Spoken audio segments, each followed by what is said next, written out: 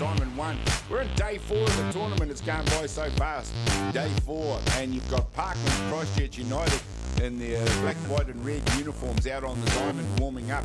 They're taking on the strong lineup from Auckland United here in the top 4 action. And these games now from now on will start deciding the final positions for tomorrow, which of course is grand finals day. And this game will be crucial to that. 2 high quality sides out there. I'm Gary Rohihi for Ballpark Broadcasting. I'll be your play-by-play commentator in this one.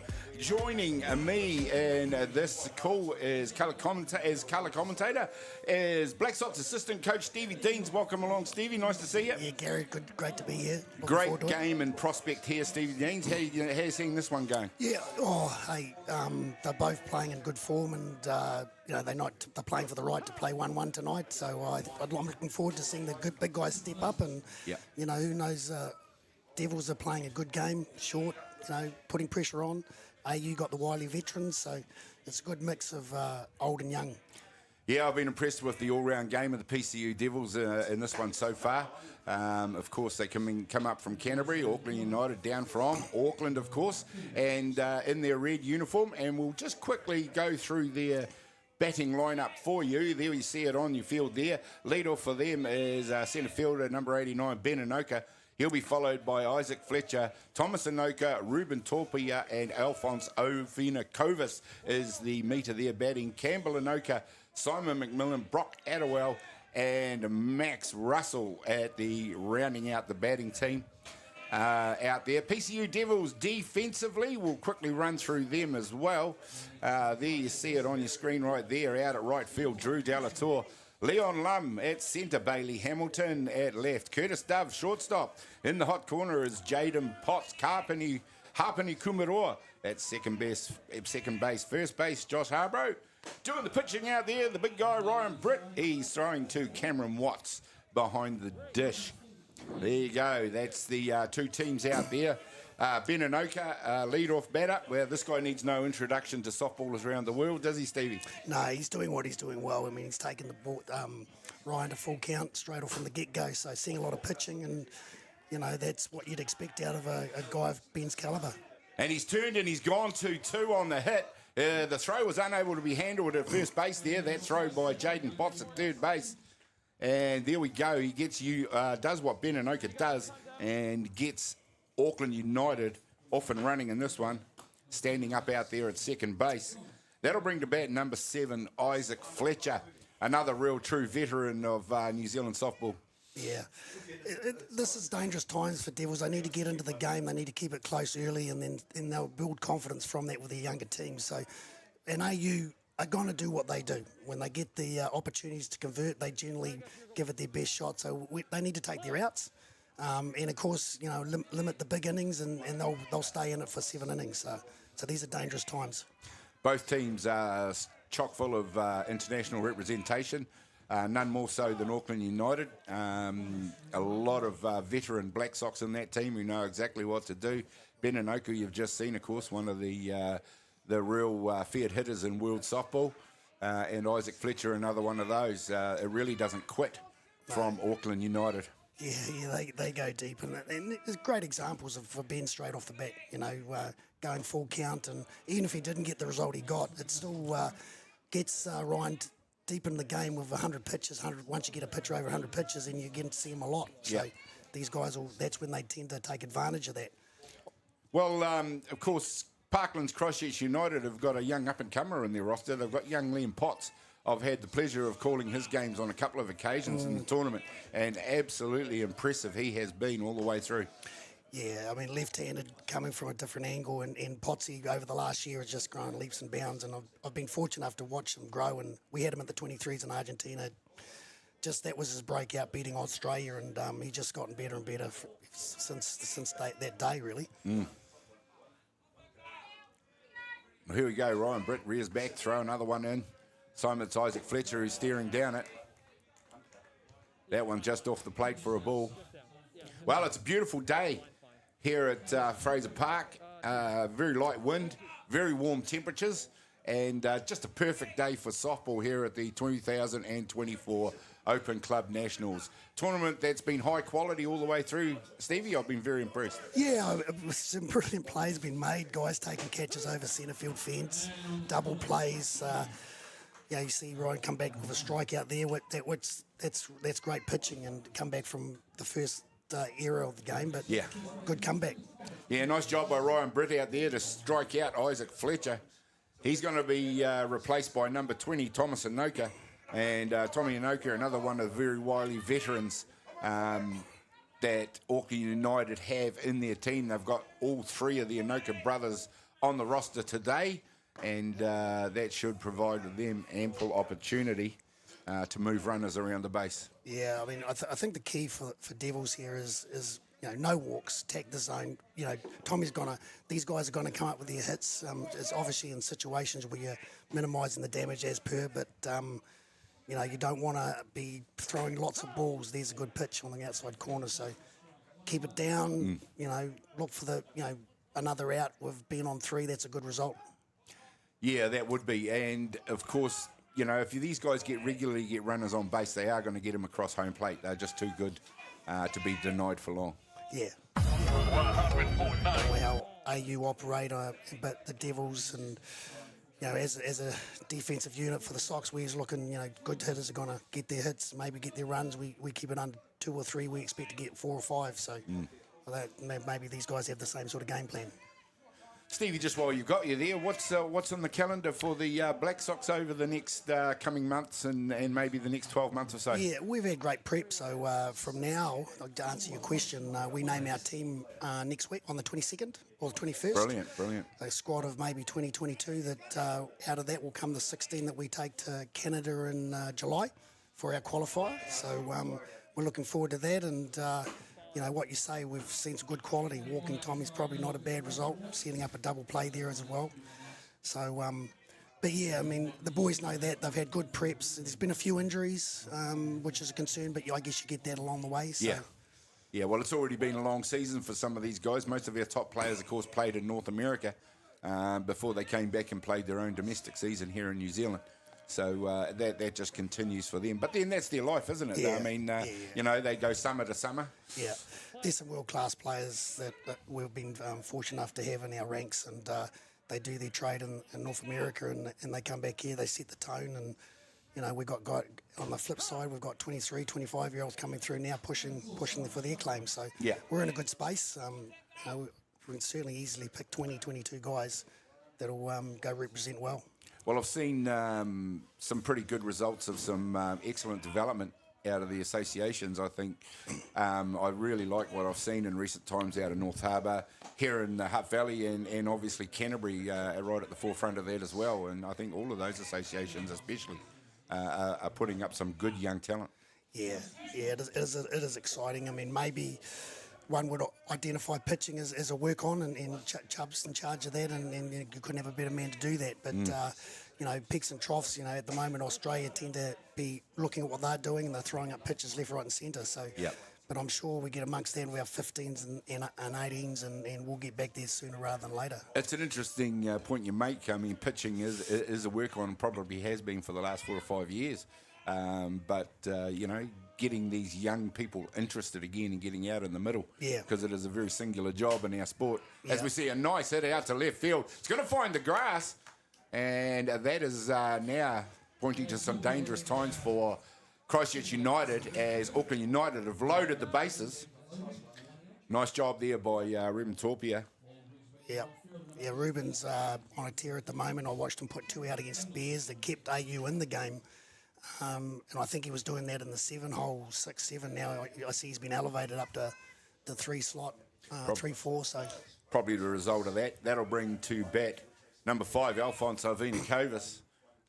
Once again, we keep saying it, but another very experienced man in the Auckland United lineup. Yeah, they keep coming. It's still only 1 down with loaded bags. And already this early in the ball game, Auckland United being very aggressive. Yep, going hard at the first pitch. And then they've got Campbell on deck, so you would expect maybe a result here. But, Devils need to be positive and look at making their plays, Cam behind the dish will know that. Well, we have seen Devils come through quite a few games on Diamond 1, and they are a very tidy defensive unit. They've given up very little throughout the tournament. They play all around the diamond defensively. They're very, very good, very few errors. We saw one early in this ball game, but Jaden Potts has actually been quite impressive at third base there. Yeah. I mean, guys are going to make their mistakes, but Jaden hopefully will come back better than that when he gets another opportunity. And this is one here. We get a ground ball, we turn a double, then we're out, and then the momentum swifts pretty quickly. On the flip side of that, Alphonse comes up with a base hit. It's 2-0. Well, the options for him are quite few. And this time he's just lined one straight up the middle onto the grass, and he's done exactly what that play demanded. And we have seen 2 runs score as a result of that. And that's just professional softball from those guys. Yeah, bat to ball. Didn't look to do too much with that. Didn't even drive it up the middle. Got it up the barrel, and but still ball in play, and that's good things happen. There we go. Now it's PCU early on in the ball game who are under some pressure. Campbell and Oka up to bat, number 28, and again just another one of the players that are just capable of moving bodies around bases. This time he's gone hard at the first pitch again, and that's been an early sign of the aggressiveness from Auckland United, and that they have gone very hard at all the early pitches. Yeah, they've obviously seen something in the last 2 or 3 days, and Ryan Weiss, I don't have numbers in front of me. I think he's high up in the first pitch strikes, and they're obviously having a dig at it. It was a feature with them. It's the way that I saw Liam operate as well. He likes to get early strikes. I very rarely saw him coming from deep counts, coming from behind, 2 or 3 balls. But, obviously PCU have identified that as one of their strengths as well. Yeah, it's something as a coach, I think, in pit batteries, they want to be attacking the zone early. Here we go. This time it is nicely taken. Nice, and we've got the double. Ooh. And it was Alphonse who used all his experience there just to stay on the base. He didn't move at all. He knew what was coming, but that's a nice play out there at shortstop by Curtis Dove to take the first out, but then immediately to look for the double. Yeah. 2 outs, so hopefully they can get out with 2. I think that's at the end of the day, the way things have unfolded, that's probably a good result for Devils, even though they're only 2 down early. Simon McMillan, it is up to bat for Auckland United.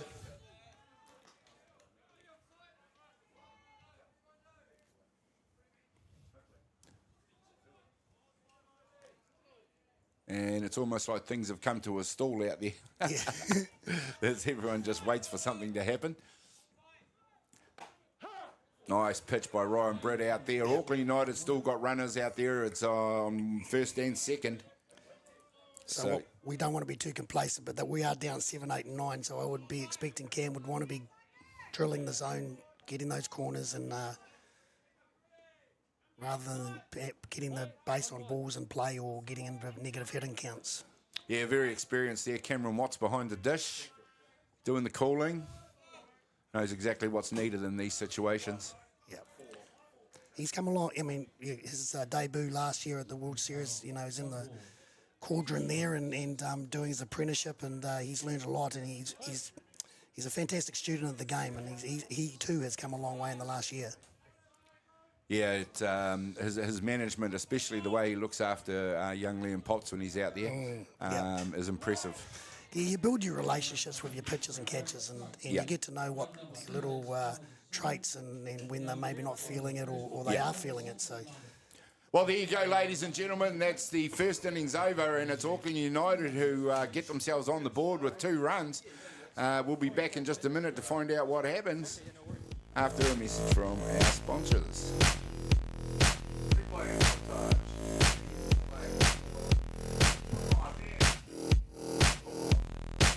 Nice comeback.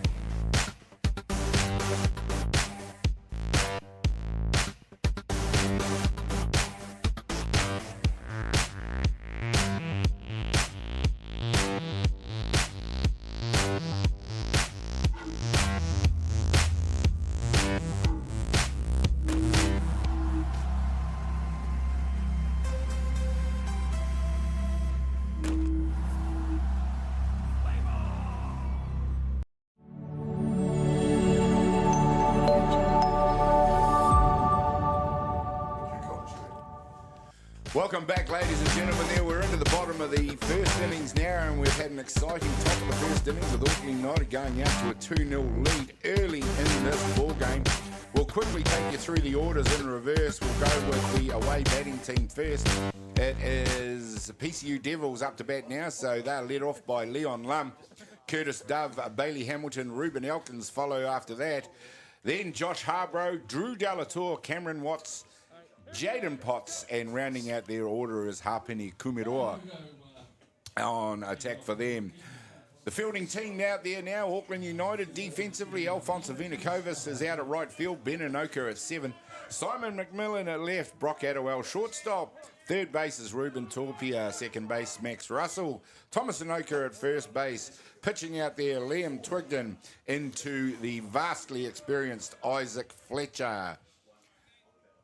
Now, this batting team led off very well, actually, in this tournament by Leon Lum. But we've seen PCU Devils not be afraid to lead off with bunts. Yeah. Short game has been a feature of them. Yep, absolutely. It's a strength. And I watched them yesterday, and they were creating havoc, building pressure, and then converting when they needed to. And even guys in their 3-4 power slots putting the bunt down and bunting on the third strike. JK down there is... JK's been keeping everybody on his toes with his call. He's been very aggressive and changing things up and switching things up very successfully, I might add. Yeah. As we see, Liam Twigden walks Leon Lum, and that gets them underway, and Leon Lum does exactly what a lead-off hitter's supposed to do, get himself out on base any way he can. Yeah, and they're running it, running the bases as well, so they're building pressure. I would imagine we might even... JK may even send him early to send the message. Yeah, that'd be a good prediction. I think there'll be an early steal at some stage. But yeah, they're very disciplined in what they do. Liam Twigden, been on the scene now for a few years, and we know what he brings to a game. He's a very tidy pitcher. Yeah, he's applied his trade all around the world, and Twiggy's out there doing it. You know what you get. There you go, down. And there we go, Leon Lum, very quick between the bases. He steals second. And there wasn't anything Auckland United could do about that. He got a good jump as well. Yeah. They, I think the main goal for Devils here as a team is if they can answer back straight away, then that sends a signal to AU that they're going to stay around and battle. And who knows what happens after that. These guys, these veterans, need to be told that we're there and that we're going to play hard. Yeah. Yep. Sit up and take notice because we're going to be here, we're going to be aggressive, and that applies to number 66, Curtis Dove, the left-hander up to bat. If this guy gets anywhere near a base, he can scorch around the bases as fast as anyone in the tournament. He's falling to that veteran category pretty soon too. He's played a lot of softball, good moving. Oh, nice. Nice play by Auckland United to take the lead runner as Leon Lum tries to get across the 3. I do believe that was probably a squeeze play. Yeah, it's something that, as young men, you want them to be aggressive, but they've got to be smart along the way. Hindsight's a beautiful thing. I really admire that type of approach, but first or third out on third is probably something they don't want to be doing. So. Yeah, I mean, for want of an extra base in that situation with none down, they could have had runners at 1 and 2, which is, is a good result as well. Yeah, AU, great stuff, and taking the lead, having the courage to go to the lead run is Twiggy, well done. He's renowned. He's a good fielding pitcher, and he's not a bad hitter to boot. So that'll bring to bat number 78 is the left fielder Bailey Hamilton. This guy can give the ball some tap, so if anybody's going to be needed to hit with power, this is one of their guys that can do just that. Yeah, Bailey's been around the scene now for a while. He's just still only a young man. He's got a lot of power and he runs well. So, and I watched him drop a couple of bunts yesterday. So Well, it has been a feature of this team, and JK, especially their coach, has kept a lot of the teams on their toes, and they did a marvellous job against Paniki Kilburnie. In particular, when they shut PK out 5-0. But the tactics for their batting in that game was superb. Yeah, I mean, it's funny that JK in his day, I don't think I ever seen him drop a bunt. Left-handed power hitter, just swinging for the fence. Stored it all up for when he was a coach. Yeah, saved them all.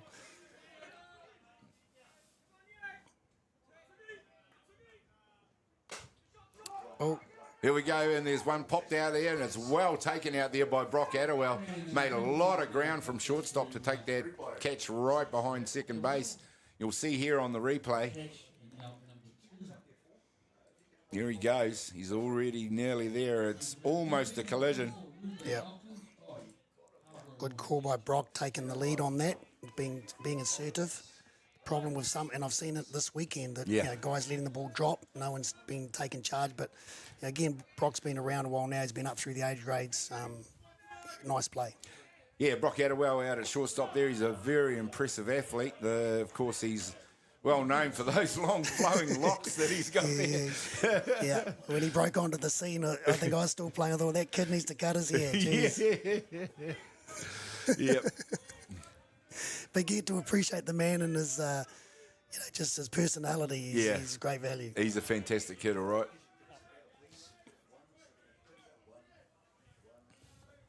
Well, AU it is now who have 2 out.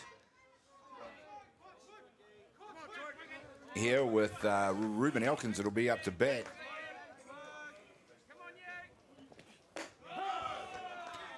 That's nice inside corner, and we're working hard to try and develop that with our pitchers. We seem to have lost it over the last 2 or 3 seasons when we're not going there or we're not getting the pitch. Do you think a lot of it had to do with, I don't know, from what I've observed, not getting that call consistently from the Blues? And that's not a criticism of the Blues. No, they call it how they see it. Absolutely, absolutely. It's interesting, the management team had a meeting with Woodamu regarding that exact point, so we could get some clarification on what we needed to do. And and I think it stems from just the pitchers not going there eventually, and everyone's lost the ability to frame the inside corner. Exactly, it is such a good pitch to be able to call and have the confidence that if you get it right, that it's going to be called. Yep, 100%. And minimal risk. You hit that spot. Good hitters are going to hit it occasionally, but it's probably going to be base hit. But most of the time, you get a good result from it. And as a pitcher, it's actually not the easiest pitch to consistently be good at. Yeah. You know, a lot of pitchers can live on the outside of the plate, but to hit that corner on the inside of the plate is a real skill. Yeah, absolutely. So Fletcher's going there again. So. Keeping him on there, keeping it close to the hands. Ruben Elkins comes in as the DP, the ESC on the replay. Once again. Yep, perfect. And Fletcher, that goes through. The umpy's got a good view. Fletcher's set up. That's textbook.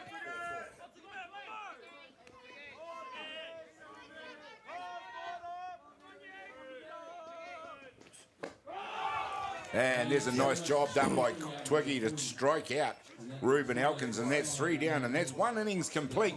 It's Auckland United who have stolen an early lead in this 2-0 over Parklands Christchurch United. We'll be back in a few minutes to find out what happens with more action.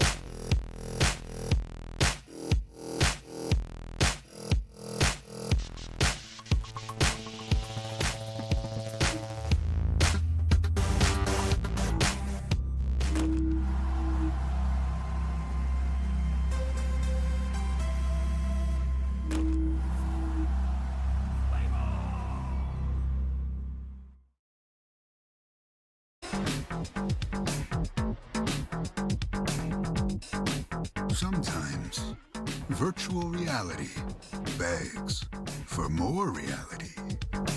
Jack Links is good with it.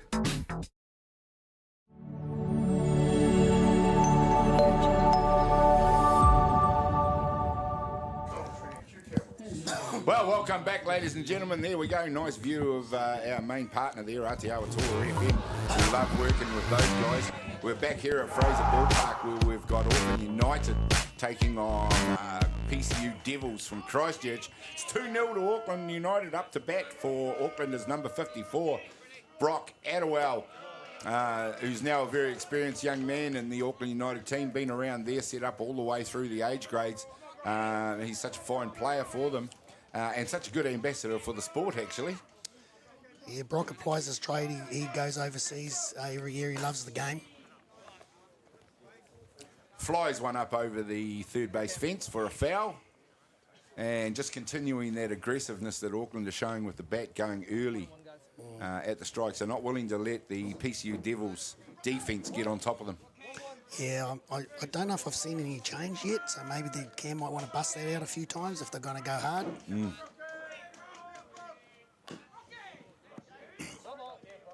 There we go, and straight away Auckland United show their willingness to change things up as well. Brock Atiawa immediately turns and shapes for a bunt. There you see it on the replay. 1 ball, 2 strikes, guys. Play. 1, 2.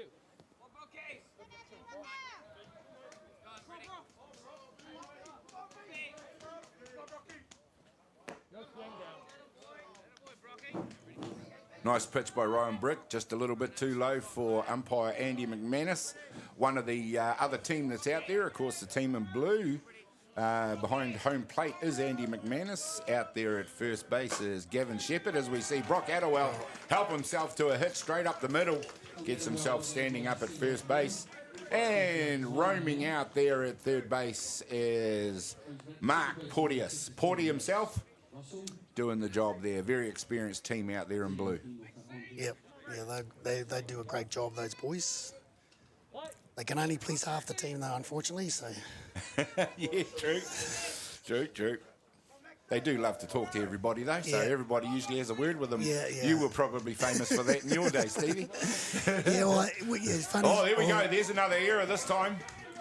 As we see the ball unable to be held out there at first base. And that's a couple of, from what I've seen of Parkland's Christchurch United, that's a couple of uncharacteristic errors that they've had. Yeah, that's in a 2 innings. pressure that AU are putting on them, so they need to respond and make the adjustments.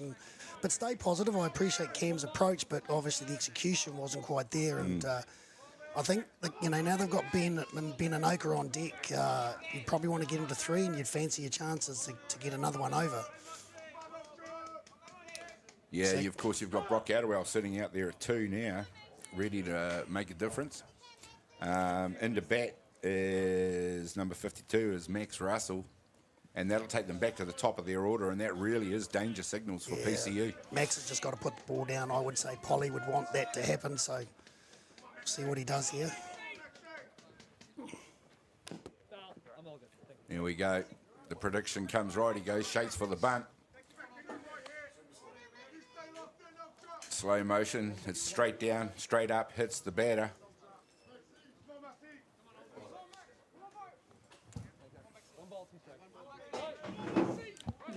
And this is the next step up in this tournament for these teams as well. So PCU very impressive through the earlier stages of the tournament. But this is business time for these guys. They're looking to force their way towards that grand final. Yeah, and that's, as a coach, that's what you want to put your players under pressure. I mean, when you get at the top level, good sides are coming at you. So, and I would hope that the Devils would know that and then respond. As long as they settle in and play their game and play it to the best of their abilities, they'll stay in it. But I want to be giving cheap runs away, like the overthrow on 1 and so on. Yeah. Well, ladies and gentlemen, this is 3 playing 4. For the right to play the winner of 1 and 2, which is a game we'll see very soon here on Diamond 1. And that game will be Ramblers from Auckland taking on Papanui, also from Christchurch. So very much a far north, far south top 4 here at the 2024 Open Club Nationals.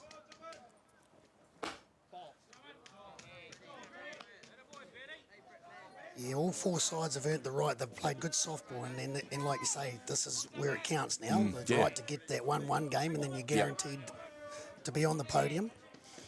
Guaranteed to be on the podium, and guaranteed to be in the big show tomorrow. Of course, the grand final Yes. is tomorrow, and it seems like it's coming around very, very fast. Nice pitch on the outside of the plate there from Ryan Britt. Got the job done, but that brings into bat Ben Anoka. He's already had one safe hit. He's got it. Looks like it's gonna land safe, and it does. Yeah. And it's Atiawa that scampers across the 3. And Ben Anoka with 2 hits in the ball game is really helping his team out. Probably didn't get that one as cleanly as he's used to. That's fortunate for them. Brock had to hold up just in case it was caught, so he only got moved one station. Yeah, I mean, if that had been obviously going to ground, then I would have backed him to make it all the way across home plate. Yeah. So again, Devils need to be positive. Keep the ball down. Look for that ground ball. We've got Fletch whilst and Solder. He's not. We've got potential double play. So get work. I'd say Cam would want to be working the inside corner with Fletch again. Yeah, definitely. Isaac Fletcher came up in the last innings and struck out. He won't want to be repeating that either. And he's experienced enough to make those adjustments.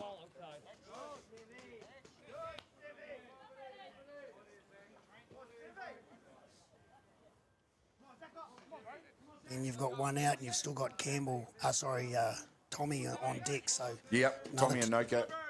Dangerous situation. Anoka, Torpia, Ovanokis, and Anoka. Yeah. There are a few teams in the competition that do have batting like that, and you're not in a situation where you want to see that at the moment. Yeah.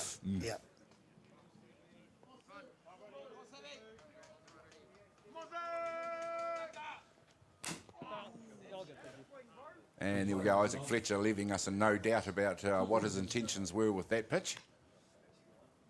Swings hard at that one. Yeah. 2 balls, 1 strikeout. Play. Possibly one he'll beat himself up a little bit about missing, because that looked like it was right in the middle of the... too much middle, eh? Yeah. And out of the zone for ball, 3 balls, 1 strike. See, not a good count for the Devils, so Fletch might think he's got a free shot here if he wants. Yeah, 3 balls, 1 strike. Isaac Fletcher knows where this pitch has got to be. Ooh. And it is just off the inside of the plate. And he's done a good job, gets himself down to first base on the walk, and that loads the bags up. The second time that's happened in this ball game for Auckland United. So we'll get to see Devils' intentions here now. I think if right now, I mean, obviously Britt's struggling a little bit. Are you putting some good at-bats together? And then would we see young Liam Potts warming up? Yep. Well, that pitch was inside. It was in the slow motion showed it. It was just off the plate. So nice call by Andy McManus there. Yeah. And that's the pitch we want, and maybe Britt will execute a bit better later on in the game and get a half a ball more in, and then maybe we set up for a strike. Okay, all set, guys. Let's go. Coach's hat on there, Stevie. I mean, you've got young Potts warming up. He probably wouldn't have been counting on coming in this early if he does come in. When would you maybe have looked at bringing him in as part of your tactics? This is the second inning now, and both times I've had runners on base. I'd probably, I'd be warming him up now. But I know Britt's out there giving it 100, and maybe those errors haven't helped either. But it's funny how you change, and Liam brings a lot more change of pace, and that's probably what we need right now. I'm seeing the guys just leaning back and swinging. So nice play there it was by PCU to get the out, but that also enabled Auckland United to score another run. As we see that, and they're doing quite a professional job. We're only in the second innings. but they really are just slowly exerting pressure on Parkland's Christchurch United. And it's given way there for Christchurch United to the tune of another run. Yeah, they remember too that JK would know Potts. You know, the Aucklanders have seen Potsy at the NFC a lot and with the injury of Ben. So he's got probably conscious of that too. We don't want to get too many looks at him. Yeah, it's an interesting call, but how long do you leave it before you think the game's really getting away, and it might be too late, you know? Yeah, the horse bolted. yeah. So you've got to walk that tightrope, don't you? Yeah. From where I sit, I don't want my team being, let's just say, beat up too badly. We need to stay positive. It's really hard to come back from a defeat, and then you're out of the pot and into the fire against another team that's fighting for their lives. So you really want to be competitive all the way through, and then good things will happen later on. So that's got to be an issue too. And Potsy,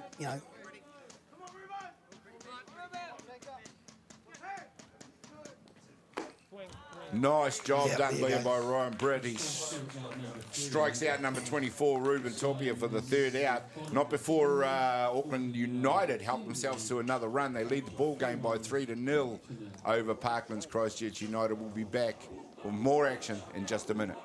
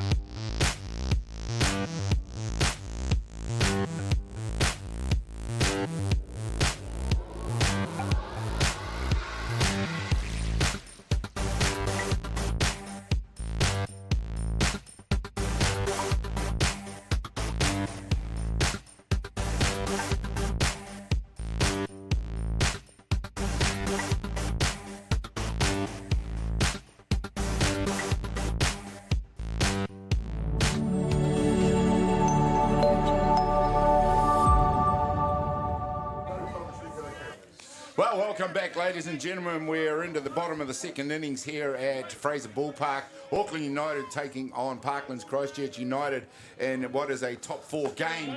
And it is Auckland United who are doing a very professional job in this one so far, who lead the ball game by 3-0.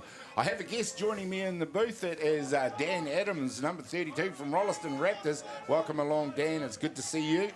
Hey, how you doing? Good to see you. Yeah, thank you very much for coming along. Fresh off a game just a few minutes ago. How did you guys go in that one?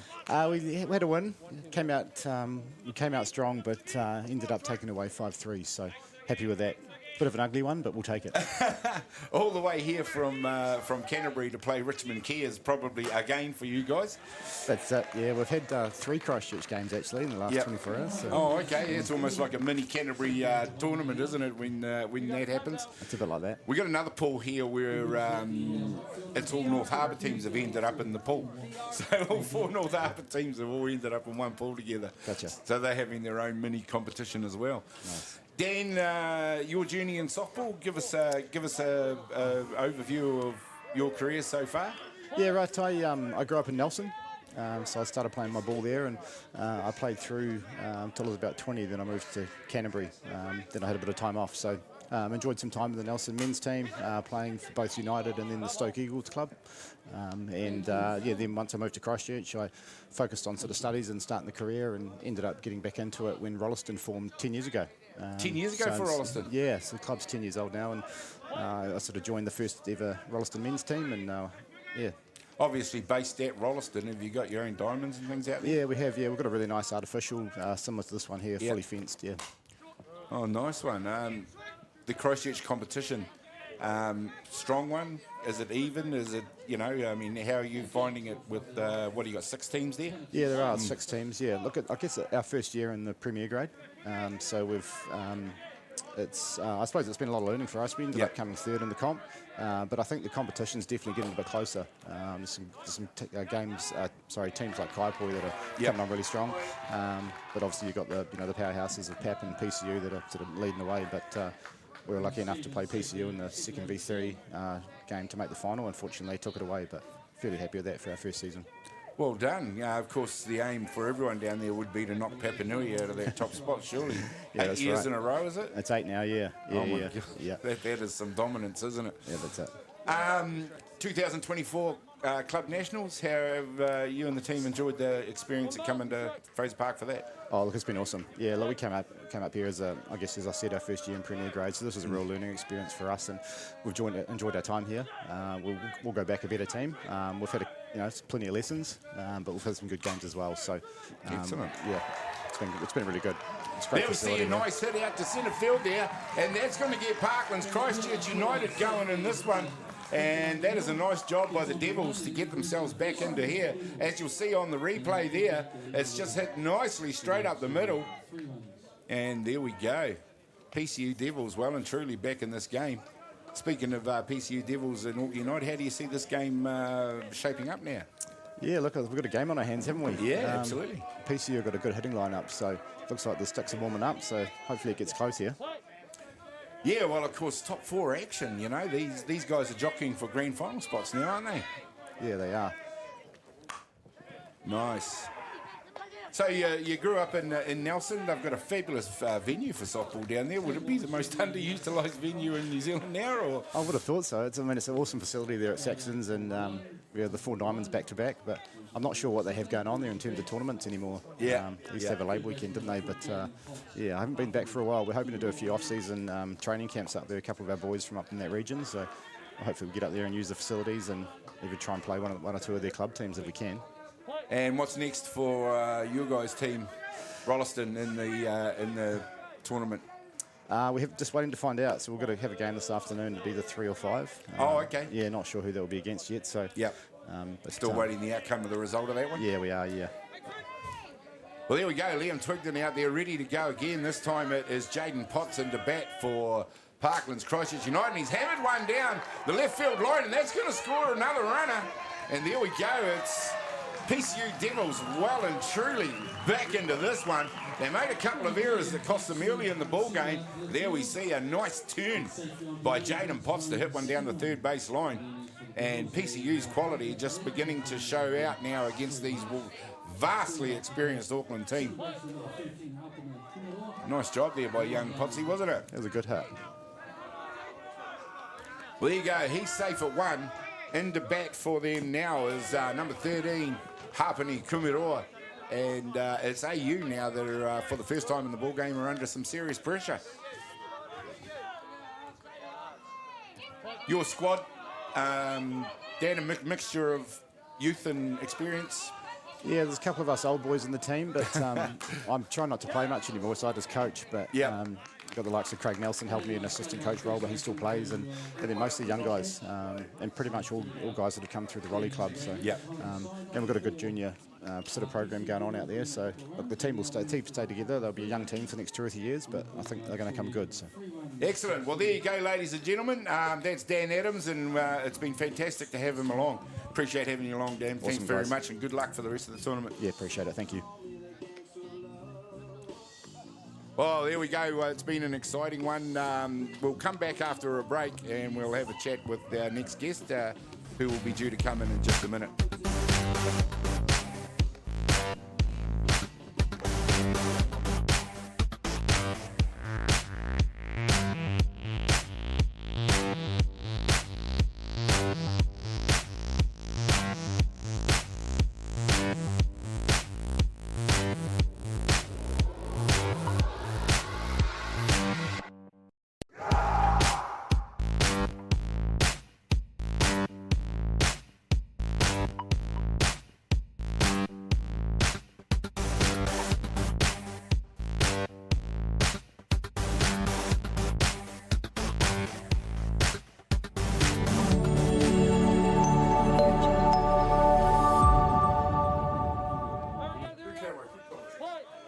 Welcome back, ladies and gentlemen. There we go. We've had an exciting conclusion to the top of the first innings there, and it's Auckland United who were leading 3-0, but then Parkland's Christchurch United Devils responded, and the ball game is now very tight, 3-2.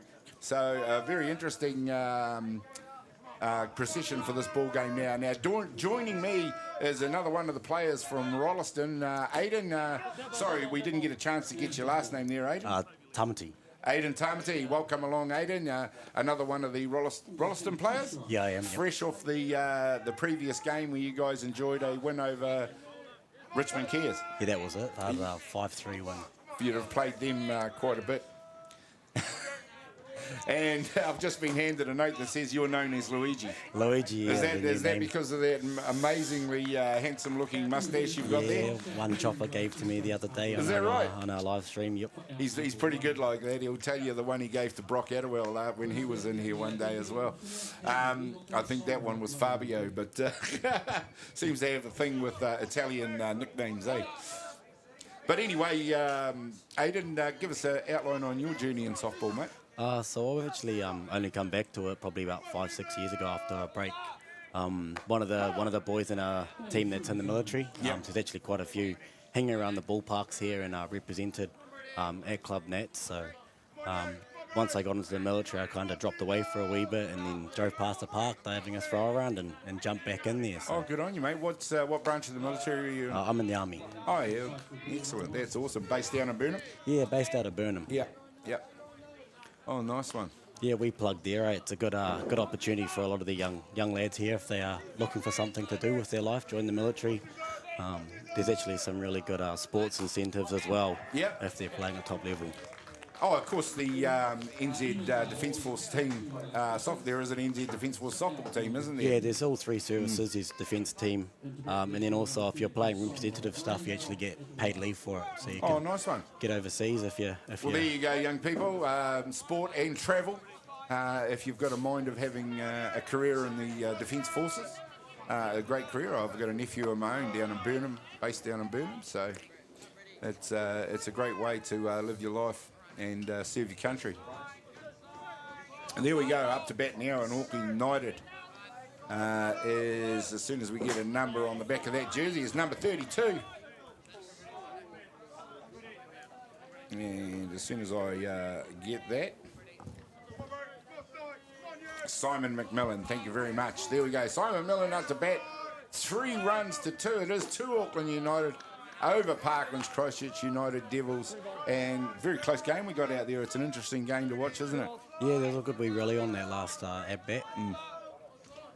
Well, we're just talking to Dan about the Canterbury competition and about the Club Nationals. Have you been enjoying your experience up here at Club Nationals? Yeah, it's been awesome. My first time here for pretty much most of the team, so it's been a really cool experience. Yep. Rolleston is not a name I've seen feature at Club Nationals. It'll be the first time you guys have been involved for a little while? Yeah, so it's our first year in Prems in Christchurch and then first Club Nationals for the team. Oh, nice job. There's been a few teams up here. We've got a 20-team competition. It's the most we've had for quite a few years. And it's been so good to see that, especially to get the likes of the Canterbury teams up here, and not just a couple of them, all of them here. Yeah, all 6 are up here. Yeah. So it's been good. Absolutely great representation. We've also got North Harbour Association who've sent all of their teams, and here in Hutt Valley we've even got a Prem 2 side represented here with Totra Park. But there's going to be a pitching change out there right now. Liam Potts is going to come in to replace Ryan Britt. I don't know if you know much about young Liam, but he's really come on in leaps and bounds in the last couple of years. Yeah, sure has. He's a workhorse out here too. They just use him and he keeps going. You faced him much in the season just gone? Oh, we've had Brady a few times and then a bit of Potsy in there too. Yeah. What's he like to face? Well, he's got a collection of pitches that he'll throw. Yeah. Well, he seems to be pretty unflappable out there as well as maybe just a little bit cocky. Oh, I don't know if there's too much going on in the head, that's why. Well looked after out there by Cameron Watts behind the dish in that one. But very tight ball game out there, Aidan, and it's been good to have you along, and thank you very much for coming. No, thank you very much. As you say, one of our services representatives, young people listening out there, it's a fine choice for a career. Thanks very much. Cool. Thank you. Cheers, Aidan. Well, there we go. It's Brock Attawell up to bat now for Auckland United. Auckland United are looking to come back. Will be looking to come back from that one. 2 down it is. 3-2 to Auckland United over Parkland's Christchurch United Devils. And he lines that one down. Third base, beats himself up for not helping himself to a base there. And Stevie Dean's joined me back in commentary. Stevie, fine comeback by Christchurch. Yeah, that's what you want to see from a contender, New Zealand champion, potential contender. So they're showing some apple. So that's exactly what you want to see. They're back in the game, and I see JK's made the move. Not Brit Stay, of course, but early on I did see he was trying to establish that change of pace. But it's now the good time before they get back up to the top of the order again. Yeah. And I would expect young Liam here would be mixing up with that pace more often than not now. You just got to keep. You don't want batters to be able to just sit back and expect it. You've got to keep them guessing and changing the pace on your pitching, changing your angles, varying your attack zones. Yeah. All that sort of mixture is going to keep batters guessing. Yeah, and the hitters of AU's calibre, you can't have them dig in, and your variety. But young Liam is. We're just talking to Chubb about his variety, and he seems to have a bit of giddy up on that rise ball now that he didn't have a year ago. Yeah. So that's made him even more dangerous. Yeah, it's a pitch that he's used as a decent sort of a weapon. And has managed to get a lot of batters chase it as he comes out and immediately ends the innings, strikes out Brock Attawell, who I'm not sure was 100% in agreement with that one, but there you see the pitch looked fine on the outside of the plate to me, and a nice call by the Blue once again. So 3 up, 3, 4 up, 3 down it is for AU in this one. They still lead the ball game by 3-2. PCU Devils will be back in just a minute.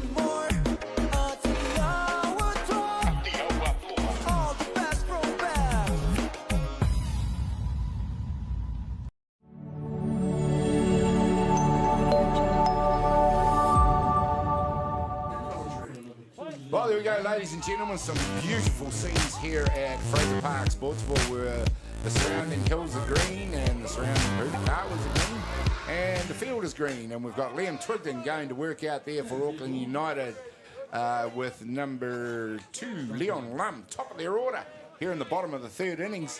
And it is Christchurch United who have a lot of the momentum in this game. And Leon Lum being pretty impressive lead-off hitter for this team. Yeah, he's been going. I've seen him. He's not been shy of attacking the first pitch as well. But he also offers that short game option. So I think AU will be making those adjustments now and being careful on the corners that they're probably in a bit further than they would be normally. Yeah, just tighten up that defence a bit for them and not allow... There we go, Leon Lum gets them off in fine fashion once again. I've seen him do that so many times in the tournament. The Devils have been a feature of Diamond 1 action. Yeah, it's exactly like Fletch was just acknowledging what a good pitch that was, and he went down and drove it through. It's exactly the spot they wanted, but yeah, good bit of hitting. Yeah, drop ball on the outside of the plate, and Leon Lum still managed to catch up to it and help himself to a base hit. This time it's Curtis Dove who drops one down in front of him. And he shows a clean pair of heels at first base. And Parkland's Christchurch United continue to heap pressure. And there we see in the replay just how good that bunt was. It's about as far away as from all the fielders as you want it. Yep. And you know what I've seen from these guys, they won't be shy. They'll probably do it again. You know, and with Bailey Hamilton, he's been hitting well, so you can go either way and probably think you've got to get a little bit of success. Yeah, well, with none down and runners at 1 and 2, they'll definitely be looking to convert. And once again, it's short game, but it's Thomas Anoka that catches it as he pops it up in the air. Yeah, Tommy was looking to drop that and try and force a double play. Yeah, smart head out there, Yeah, that's been Devils' MO, and they live and die by the sword. So I can respect their approach, and they've got gas, speed. So if they do drop it on the ground in front of them, you kind of almost back them to get to first base. Yeah, it's a game though. Coach Mark here wants to develop, and now of course we want our guys to hit the ball, but we want to have that in our back pocket as well, and. Short game is certainly a tool that probably hasn't been utilised in the last 2 or 3 years. Well, you're right, Stevie, and Thomas Marquere, during the coach of the Black Sox, of course, was, in his career, probably part of a batting lineup that, to be honest, didn't really need to drop the ball in front of them. We were spoilt in those days, but combination of a lot of things. Every team had a frame flower. Everybody was facing heat, and. The hitting got better and better, and they drove the ball, and they had those golden era where from 1 to 9 it was difficult. Yes, and that was a nice pitch on the outside corner there by Twiggy, who's just tight. Oh, he's dropped one into the middle there, and it's been called the infield fly, of course, and the batter's automatically out on that one. Well, they'll be careful here. Josh Harborough coming up, quality batter. Knows the situation. He's the leader of this group as well, so he'll know how important this is, and AU won't want to give him too much. Yeah, definitely one of the players in the PCU Devils lineup that can match any of the Auckland boys for experience. Yeah. In these situations.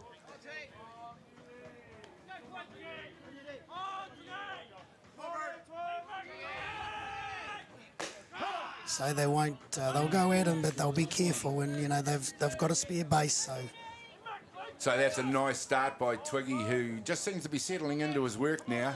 Had a good start, but got a bit shaky in the second innings with the comeback of the PCU Devils with the runs they scored, but has settled back down nicely now.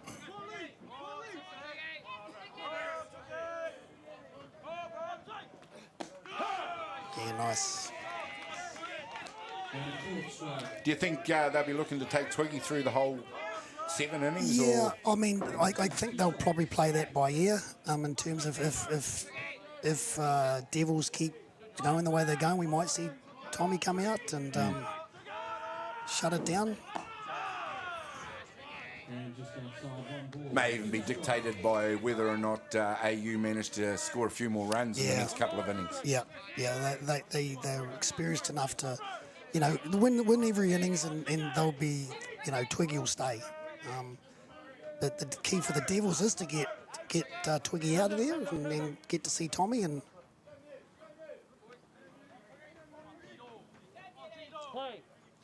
right, there we go. 1 ball, 2 strikes. It is on Josh Harborough at the moment. 2 down. Runners at 1 and 2. So interesting stage of the game. We're getting into the middle stages of this game here at Fraser Park. And a nice hit by Harborough. It's well swept up out there at second base. Takes the forced play for the 3rd out. And that's to defuse that one. PCU Devils head back to the dugout. No extra addition to the score in that one. It's 3 runs to 2. We'll find out when we come back what happens.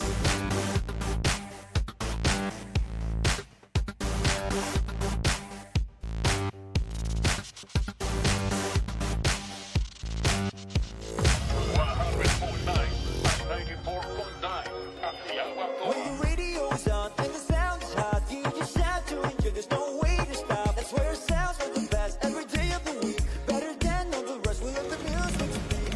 All the best throwbacks, 90s and more. Atiawa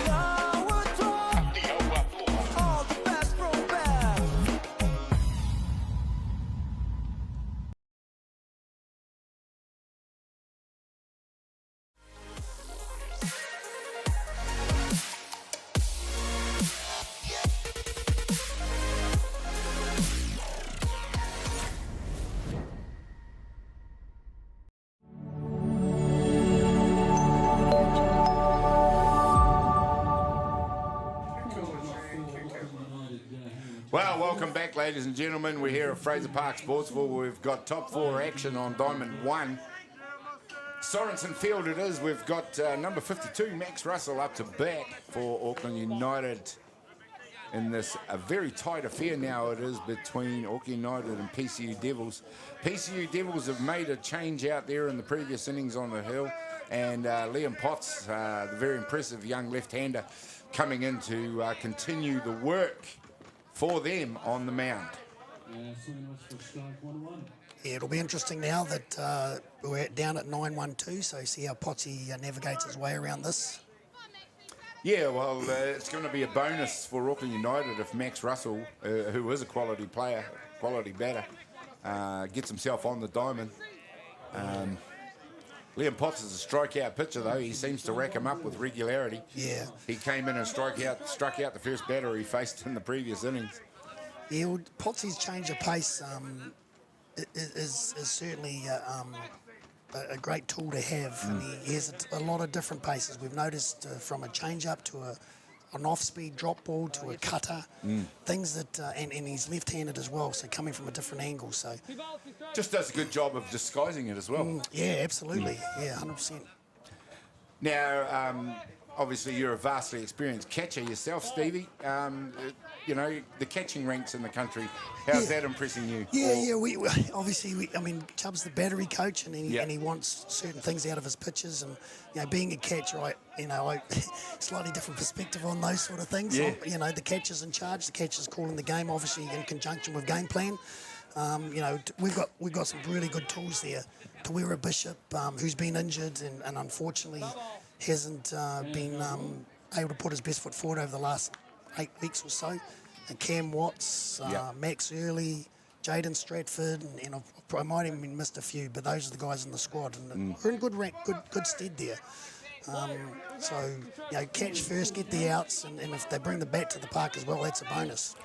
Yeah, well, we've seen the emergence of some good young catchers in the last few years.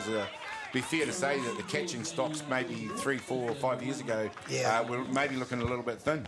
Oh, hey, we're spoiled. Well, Mark Sorensen, Paddy Shannon, Bevan Martin, and again, I've probably missed a few out. And you know, those guys were world class. And you know, guys don't get a shot at the title when you've got those guys behind the dish. And but they set the standards, and our boys now, we sort of haven't found a dominant one, but they're certainly putting their best foot forwards over the next 2 or 3 years. Yeah, well, of course, everything works to that World Series and the goal of getting the Black Sox back to the top of that heap. Yeah. And be fair to say that's a mountain of work for guys like yourself. Yeah, the world game is in great stead. There's you know, look, the Americans, Argentina, Mexico, Venezuela, they're all threats now, and at the 23s, Japan, you know, the list just goes on. So the game's caught up to a degree. I won't say we've come back to the field, but you know, obviously we had a rough World Series last, but you know, our guys are still world class, and you know, you're going to get that. Well, the challenge, obviously, for us to get back to there is enormous, but as additionally, the width and breadth of the amount of teams out there now that have legitimate shots. Yeah. Yes. I suspect there might be 7, 8, maybe 9 teams that could end up having legitimate shots at being world champion. Yeah, they all fancy their chances. Yeah. And rightfully so. You know, they got flamethrowers out on the middle to keep them in the game. It's back to the old days where, you know, but the hitters are better as well because they're facing it all the time. You know, you got that young Mexican boy, Diaz, that throws 140k now. Yeah. Whereas 130 used to be the benchmark. And no, but we, you know, Daniel Chapman, Nick Hayes, you know, JP's just settled, you know, having a break at the moment. We've got world-class guys ourselves. So. Now, you mentioned Nick Hayes. It's been an absolute pleasure to see him back doing what he does, employing his trade in New Zealand. You know, we'd all love to know what his intentions are as far as being available for the national team. So he is available, and he's the first one to put his hand up. He's keen. You know, he wants to represent the country again, and he's putting his best foot forward for sure. Yeah. I mean, I think every pitcher sort of has their moments, and Nick feels that his one's coming up, and he's putting a performance on. You know, and he's training hard and he's working hard, and You know, he's engaging. He's one of the leaders of our battery now, so he's leading the boys well as well. Well, we've certainly saw the quality that he brings back, and the addition of a guy of that quality. Of course, he's a world champion. We saw that at the recent NFC tournament. Yeah, he was lights out in that game, and whilst he got the run support as well, you put those two together, and you become a very tough side to beat, and they did that. And the good thing with Nick, he's sort of done the full circle now, and his down and in is world class, and we see that from that Cuban that beat us 1-0, at the World Series. Down and in's tough pitch. I watched that game. Yeah, so and Nick's got that pitch on a string, and he's developed all those other pitches along the way, and and young Max is doing a heck of a job too to call a good game, and they're going to be a tough team to beat. I won't say they're unbeatable, but they're certainly leading the way at the moment. Yeah, and just having him back just increases that depth, and gives you guys options for selecting as well. Benchmarks. You got the boys behind, or the ones that are alongside. They've got to know what the standards are, and young Potsy sees that. There's a great change up. Yeah. So you'll see a bit more of that, but AU will go back to they'll be back in their dugout, and they'll be making that chat and making those adjustments, and you expect that from good hitters. We talked about the pitching stocks, but the other thing, of course, that you possibly need to have in your rotation is a good lefty. Yeah. Yep. I actually saw Jacko going to work yesterday out on Diamond 2. You've got Popsy in this one. Yeah, you're starting to get starting to get Eru Drage, of course, who's been in the scene for the Black Sox for a few years. So options with your left armers as well. Yes, yeah, and you got two flamethrowers on the right coming from the right side. It's a good mix, and I'll say as a coach, sometimes it's hard to make those changes because your righty's going well, but then you're going to have courage to have the trust in your lefty to come in and serve a job. He might only come in for one batter. Yeah. But it's a lot on a young man, but he's certainly doing the right things right now, young Liam. Right, here we go. He rears back and this time he's going at Thomas Anoka to try and get things going. They do have a runner out there at 2, Auckland United, and this game is getting into a real interesting stage now with the score at 3-2. Yeah, this is a good big moment for Liam if he can navigate this. I think he'll gain some confidence from this. Yeah, a world-class hitter in there. If young Liam can get an out, no matter how that is, ground ball, strikeout. And that one he's just put in the middle a little bit, and Thomas Anoka helps himself to it over the foul ball fence and makes its way into the shade, up under the trees. See, I think they'll, rise ball up around the eyes and entice. I know young Thomas likes to be aggressive on that pitch. Yeah. But he'll know, I don't know if he'll want to come back with that cutter and make a mistake. Will change. Right in the eye line, and it was dropping fast, but Tommy Anoka, he was onto it. Yeah. He probably thinks he should have done a bit more with that pitch. Interesting battle, the wily veteran obviously against the young lion, but and Thomas obviously looking to take him deep into account as well. Yeah, that's the thing with this young man. He's got no fear, and rightfully so. I've had Heine Shannon work with Liam, and the funny story, and when Liam first come onto the scene into the 23 squad, and the boys were asking him if he knew who Heine Shannon was, he didn't have an idea. Is that right? Thought, well, come on, mate.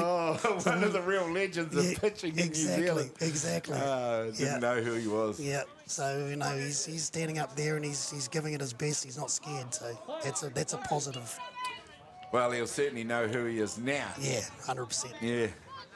I think Heine can take some credit on what that product out there is at the moment. Good to see Heine obviously busy out there, giving back to the sport. Obviously he's a world champion pitcher himself.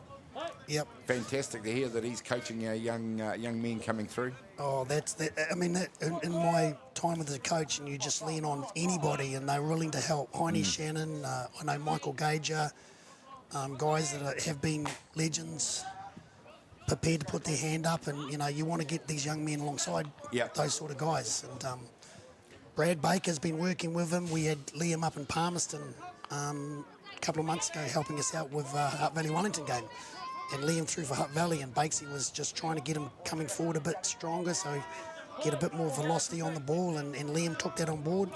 Yeah, it's an interesting aspect because, I mean, Baker himself in stature, not a huge pitcher. Yes, yeah. But, yeah, he would definitely have some insights for a guy like Liam. Yep, snap it off. There you go. That's the pitch I would have done probably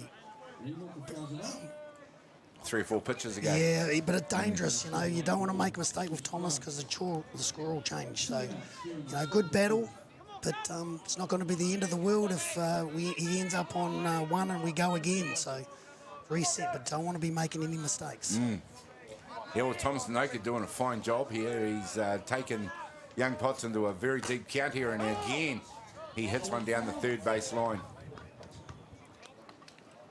You see how quickly Tommy Anoka's onto that inside pitch. Yeah. And that experience and that ability we haven't at times seen from some of the other batters at club level in this tournament. Yeah, yeah. It's, but the thing with Potts, he's got 3 or 4, you know, reasonable pitches that he can go to, and it's up to Cam to now to navigate that and throw the right pitch. Again, probably a rise ball up around the eyes, you know. Oh, see, that's gutsy. He thought he had it there, and he was halfway to the dugout. Yeah. There we go. You can judge for yourself on that replay. Yeah. That was a fantastic pitch, and as good as that pitch was, it also took a lot of experience not to swing. Yeah, 100%, 100%, gutsy. Yeah. So Tommy's locked in maybe. So he's only going hard at strikes, and the trouble with the rise ball, if it's down too much in Tommy's power zone, then the score does change.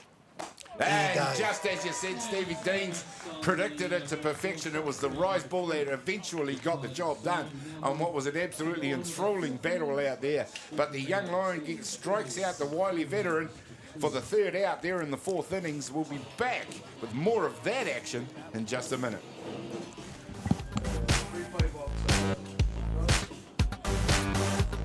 That was brilliant.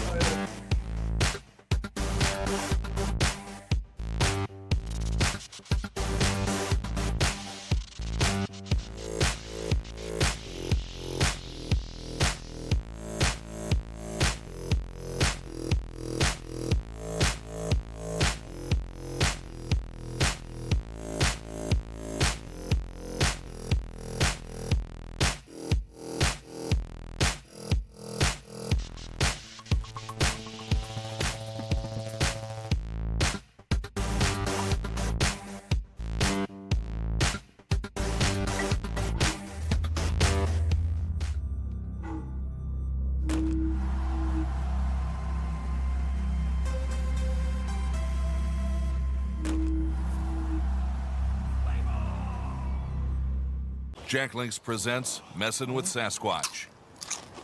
Watch this.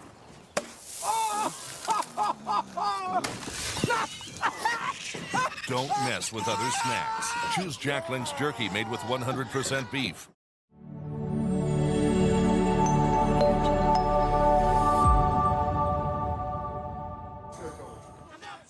Welcome back, ladies and gentlemen. Fraser Park Sports Pool, Sorensen Field. Action we have here are plenty from the 2024 National Open Club Championships. Top 4 action between these two teams, Auckland United and Parkland's Christchurch United.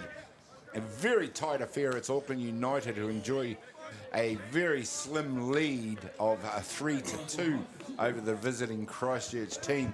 Certainly a lead, Stevie Deans, that they won't want to be sitting back on. Yeah, no. I mean, the longer the Devils can stay in this battle, then I think with the young men that they'll start gaining confidence on that, and then deep into the game, we could see that short game come into play again, and it'll be interesting.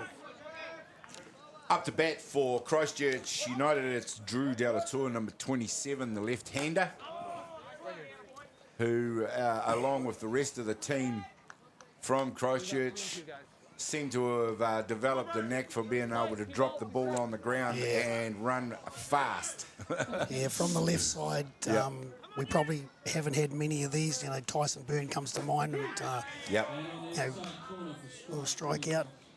But, you know, it adds another dimension. That, you know, runners on base as well. With a guy coming from the left, you know, wheels are turning a bit quicker for the infield. So. Yeah.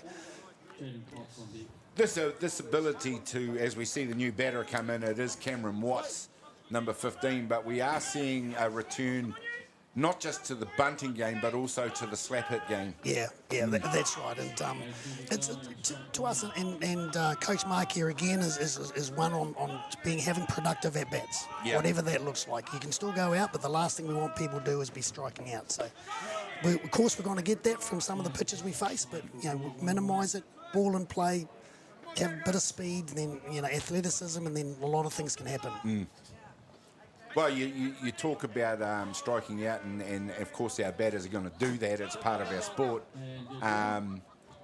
But dealing with the pace that international pitching now seems to have plenty. You know, obviously Aussie, but a number of the South American countries have flamethrowers, the Canadians. You know, it's something we need our batters to be seeing a lot of. Yeah, you've hit the nail on the head. The more they see it, and the calibre of the boys that we have, and they have, you know, the Ben and Oak, all the top guys have been overseas. I've seen these guys regularly, and you know, they make the adjustments, and you know, they're world-class hitters, and they're right. But it's the next level that we need to expose that to as well. Yeah. And as soon as our younger men see that type of pitching regularly, like a Nick Hayes or a Daniel Chapman, you know, the better they're going to get. So. Well, fantastic, and it's good to see so many of that young talent represented here, and the ultimate test for our club sides here at the National Club Championship, which does blockend the end of our season here in New Zealand, and I'm sure most of these young men will be packing their bags very soon to start heading away to their overseas clubs. Yeah. Last time I talked to Liam, he was heading off to Aussie for a little bit of a stint. I don't know if that's still eventuated, because now he's putting himself up there, and I'm sure other teams are chasing him as well. Yeah. Which is great to see. Well, of course, Australia are enjoying their championships running right now as well. Yeah. Over there, so I'm sure they're having a good time of it if any of them are watching here in New Zealand. Yeah, I mean, we're so close to them. I think it's not rocket science that we start engaging through our teams and getting over there more often, or getting them over here. And we see Marshall Cronk doing his thing, and it's good to watch. You know, it's a great challenge to have world-class players here. So the more we can attract, and it wasn't long ago that, you know, every team had also a world-class import amongst them. Yeah. Well, Marshall Cronk, of course, plying his trade with Papua Nui at this tournament, is, of course, a member, and a crucial member. He became too of the world champion Australian Steelers squad, and it's been a real pleasure to see him going to work here in New Zealand. Yeah. I mean, our younger men rubbing shoulders with people like that, it's always good. I mean, the Kiwi mentality is that, and everyone respects that, but getting outside people that think a little bit differently, or play the game a little bit differently, then that's also an added bonus. And Jaden Potts going to work out there for Parklands Christchurch United, number 4. Brother, of course, of Liam, and a fine he is too. Talent, he can do a bit of everything. He's on the corners in the infield, but he's also a great catcher, and he's just hit one out to shortstop. Nice play. Nice play by Brock Atiawa there to fire it across the diamond for the 3rd out. And another innings goes by as you see the replay there. I hope you're enjoying all these replays we're able to give you. And this is going to just highlight a pretty standard play really in our game, but made to look good by those guys out there. But anyway, we've got heading towards the 5th innings now. The top of the 5 coming up at you in just a minute when we come back after this break.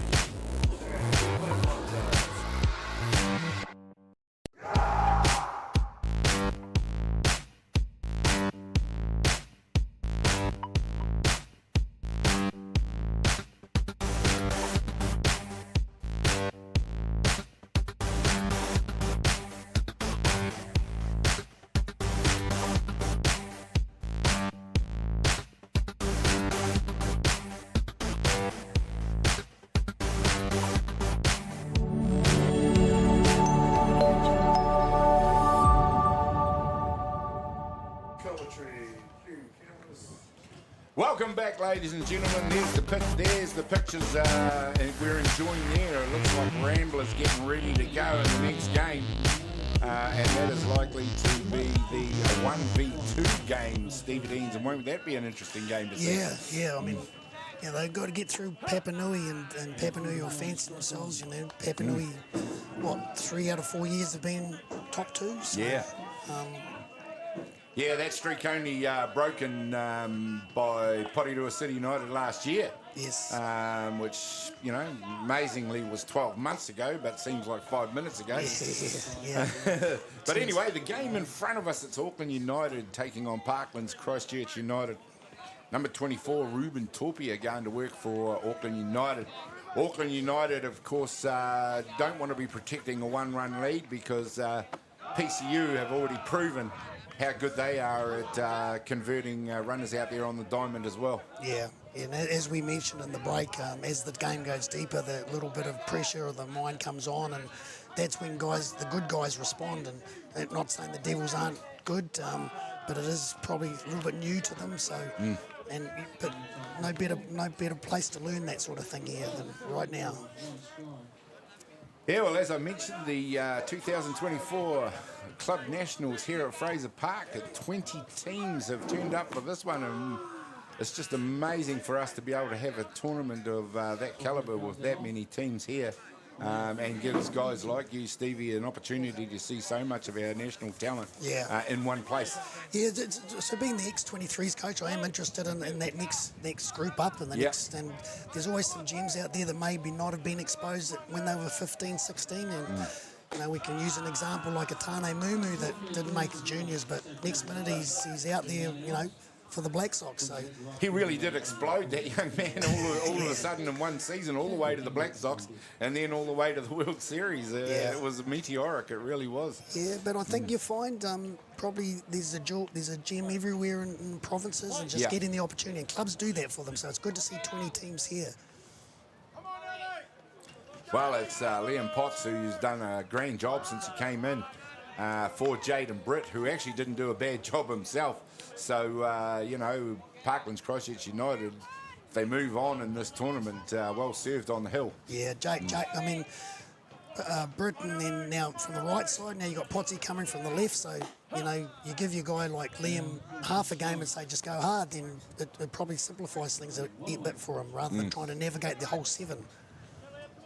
So immediately following this game, of course, this game's got a long way to go. We're only in the top of the 5th innings. Of course, you've got Papanui and Ramblers in what has featured in the last few years. Nice work there by Cameron Watts. Get himself on the highlight reel with that catch. Yeah. There you see he makes a lot of ground. He gets the helmet off early and sliding into the fence to make the catch. Cam moves really well back there, and it's a strength of his. And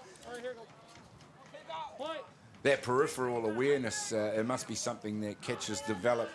Good catchers must develop fairly early. Yeah, it's just part of the trade. I mean, you have conversations with people say that's a really tough position, but you're the only guy that gets it on the full most of the time. Well, I mean, I'm the ultimate club player. I never featured in many representative teams, Stevie, but I was a pitcher and I was able to play in a lot of positions. One place I couldn't play was catcher. I either thought you had to be the most brilliant man of the world or an absolute lunatic. Yeah. I think it's a combination of both, but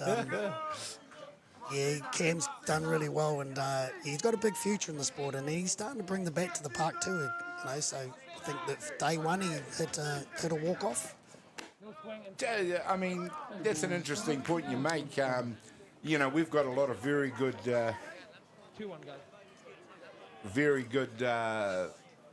catches out there, and was that the decision you make when you look at these catches and you know they're all excellent catches, is who's hitting the ball? No. I mean, you'll talk to a lot of people, I think, but coaches and catchers first. I mean, it's such a big job that you got to trust your man back there, and he catches, gets the outs first. Yeah. I mean, the bat's the bonus. Oh, good. So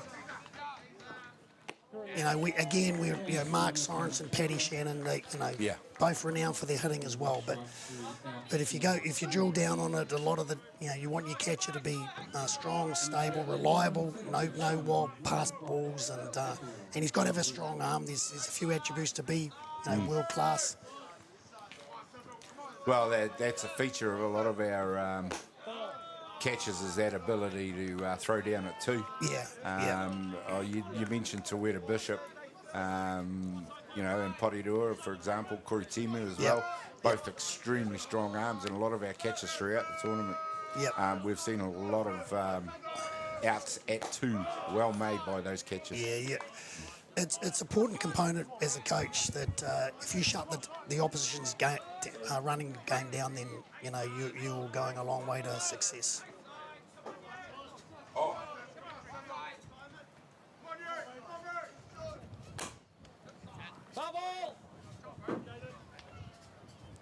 There we go, and Auckland United out here. 2 balls, 1 strike.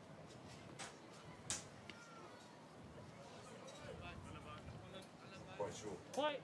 2 balls, 1 strike. Oh, just highlighting the shoes. I had a note put in front of me there. They don't look like regular shoes, do they? They don't look like regular shoes. Sorry, I'd muted my mic there for a sec. But your runner at first base looks like it's a pair of street shoes for getting him by for running around the diamond. And that is their DR, Christian Masters. Don't think that's a set of cleats, do you, Stevie? No, they can hold another conversation about the turf and everything else. So a completely different game than playing on dirt. So. Damian Collins, Jordan shoes. Yes, it is an artificial turf out there. We'll see if he manages to have to scamper around second base, how they hold him up, but it certainly doesn't look like a regulation pair of softball shoes out there. Well, it's red, so... Yeah, true, it matches the uniform. Yeah. There we go. Simon McMillan out there to bat for Auckland United this time. It took me about 5 minutes to pick up what the message was there. I'm sorry about that. Nice work. Liam Potts just keeps impressing out there. He struck out Simon McMillan to end the innings, and we're going to head into the bottom of the 5th innings. No change in the scoreline. We'll come back with more action in this one in just a minute.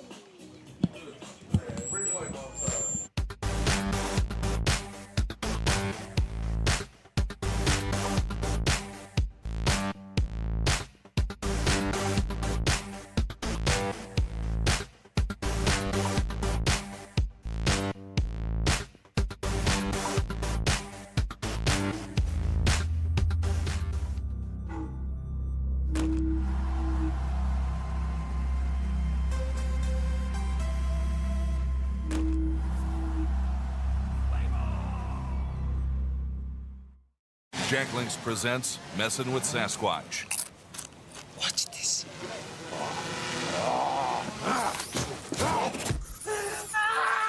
Don't mess with other snacks. Choose Jack Links jerky made with 100% beef.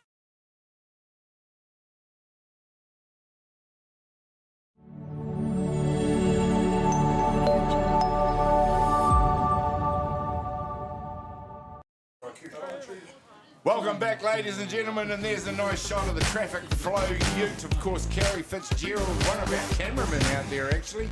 And like most of the people at Ballpark Broadcasting, he is a bit of a jack of all trades and has supplied us with all our barriers and cones and things that just keep us and the rest of the public safe around all our equipment. So that's a nice job for him, and also up there on a camera and supplying you with all the marvellous pictures that we're enjoying here on Fraser Park Sportsville, where we've got Diamond 1 action here. Christchurch City United taking on Auckland United. It's an intriguing game now, and it has really become just a bit of an arm wrestle between these two teams. It was Auckland United that stole an early lead. We're heading into the later innings now, Stevie, and how have you found the game so far? Oh, yeah, brilliant. You know, AU jump out to a 3-run lead, and then Devils have come back, showing some good fighting spirit. So it's an interesting position right now. So you can take the initiative and jump on and maybe get a winning break here. Well, we're into the bottom of the 5th innings. You've got Leon and Lum up to bat. He sees a rise ball, and once again, for the 2nd time in succession, Leon Lum has got them off to a start. And he has been an impressive lead-off hitter in this tournament. Yeah. You know, without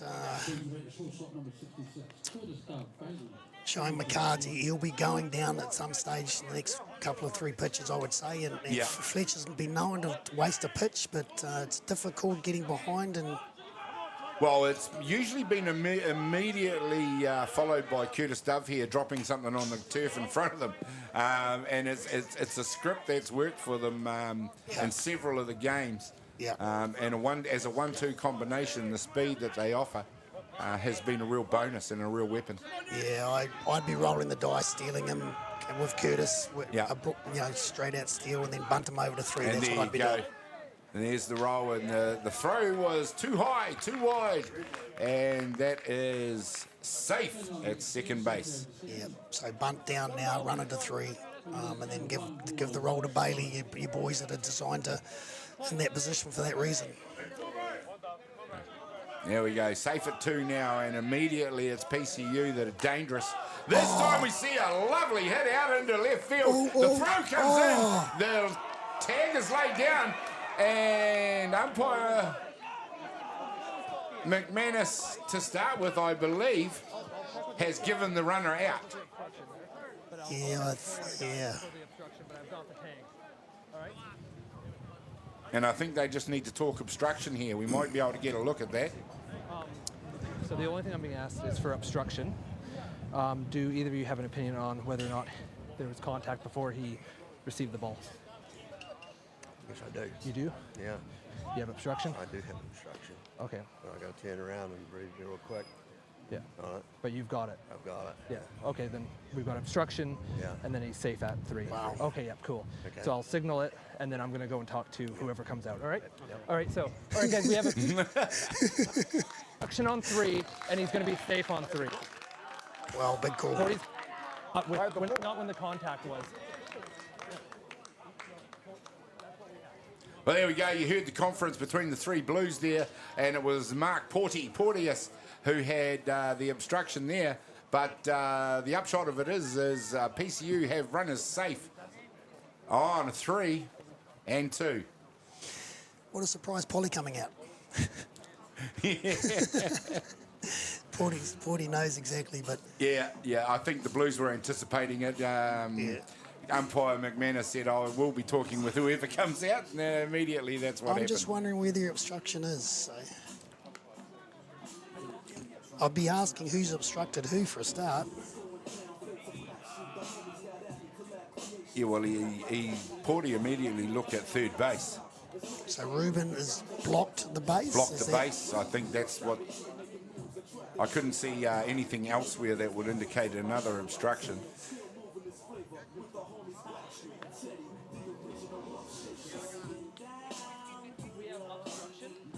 It's the only discussion you've got there then. The only discussion I'd be asking, because obstruction's obstruction, but then it falls to me that then Ruben's in a position where he's making the play. Yeah.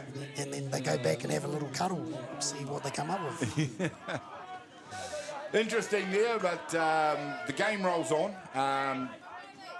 There is only 1 out, runners at 2 and 3. So we really do have AU under some white-hot pressure right now. Yeah, you've got to let Bailey go now. I mean, this is a moment. So nothing cute. Just let Bailey hit, and then see what. Then that's what you ask good players to do. Yeah, there's a lot of green out there outside of the diamond there, and he needs to find some of it if he's going to get that runner across. They're aware of Bailey's power, so yeah, they'll be pitching around that. Liam Twigden settled in and pitching a great game for his side out there. Yep. See, I'd even be encouraging Bailey to reach out and drive that ball. He knows he's getting that pitch out there, so... But that pitch is not missing the outside of that plate by that much. No. On another day, he might be getting those calls, but being consistent, though, Andy McManus. Bailey's looking for something. Oh, there you go. Yeah, there we go. Exactly as, once again, Stevie Deans has predicted most of the ball game. And it is PCU that come in with 2 runs. And here in the bottom of the 5th innings, it's Parkland Christchurch United. As you see on the replay, they score 2 runs off a fine hit out to left field by Bailey Hamilton. Take the lead now by, we'll see in a minute, but it should be 4 runs to 3. That's perfect. That's exactly what your guy wants in the 3-hole. Yeah. Nice job done there now, and it is PCU who jump in the box seat in this ball game. We're in the 5th innings, the bottom of the 5th innings, and Auckland United are going to have to find an answer to the aggression and power that's being shown on the mound, and try and find some batting of their own. Put the boot in now, steal him again. And that's exactly what was going to happen.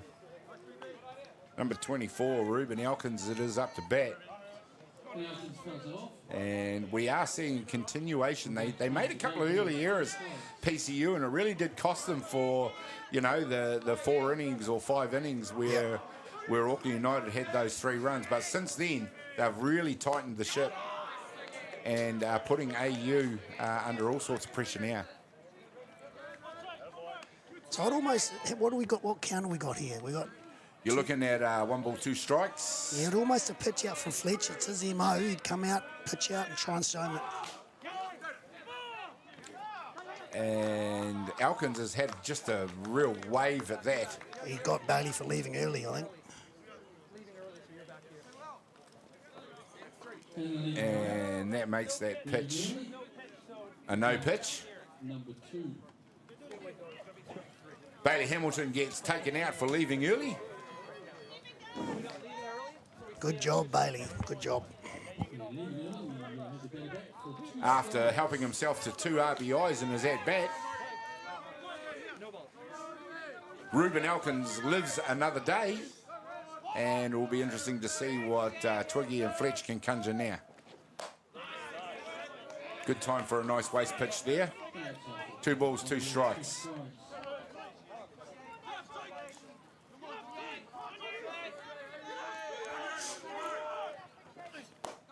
And nice job by Twiggy. Strikes out Ruben Elkins in this one. And not before PCU helped himself to 2 runs. Now lead this ball game by 4 runs to 3. Still nothing in it over Auckland United. We'll find out what happens when we come back in just a minute.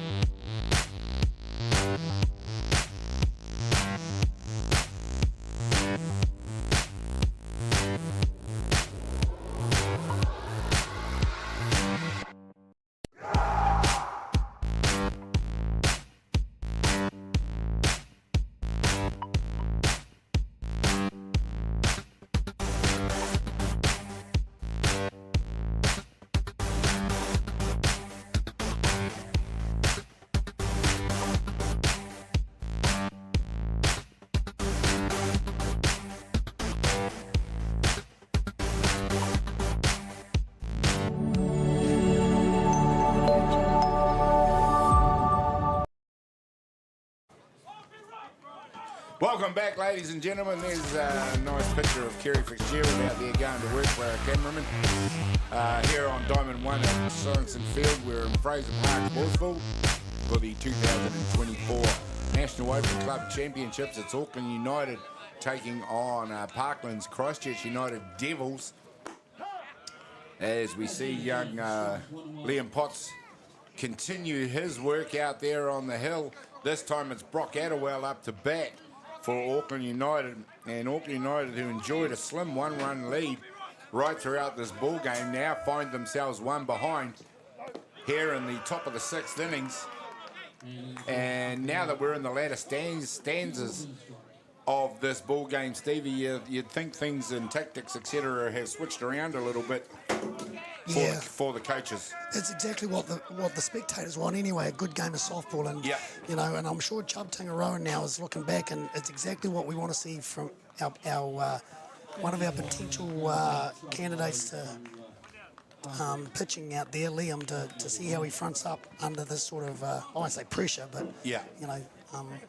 Well, that's a good point you make too. You can see the ability of these guys, but sometimes that ability can change depending on the pressure that's put under them. Yeah, it's all good when it's good. So Liam's got a lead now. We just wouldn't want him to make any mistakes. Knowing now that, and Cam will be sure too, that we're down the bottom of the order now. We need to get these outs because AU have only got one kick of the can at the top of the order, so if we can get amongst them with 1 or 2 outs, we're going good. Well, they got the first one. That was Brock Attawell who got fired out at first base. That's bringing to bat the bottom of their order, number 52, Max Russell. And this is what you want to see now. I mean, Liam going straight at him.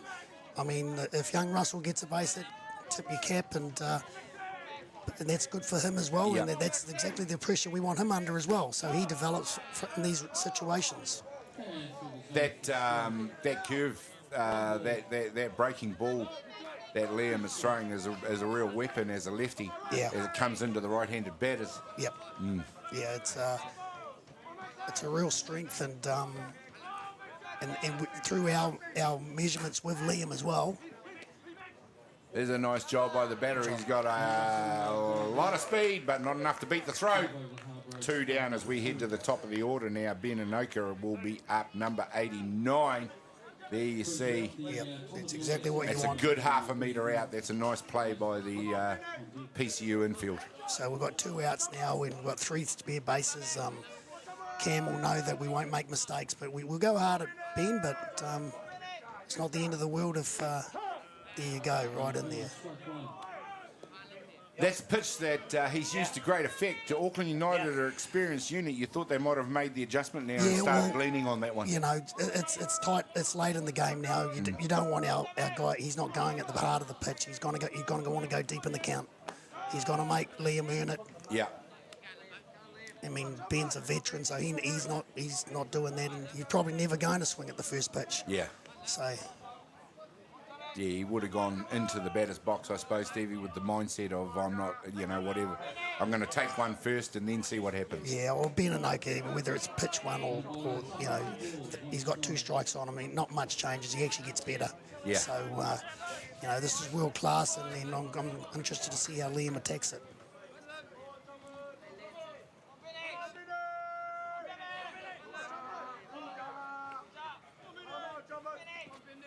Fires the pitch, this one low on the outside for a ball.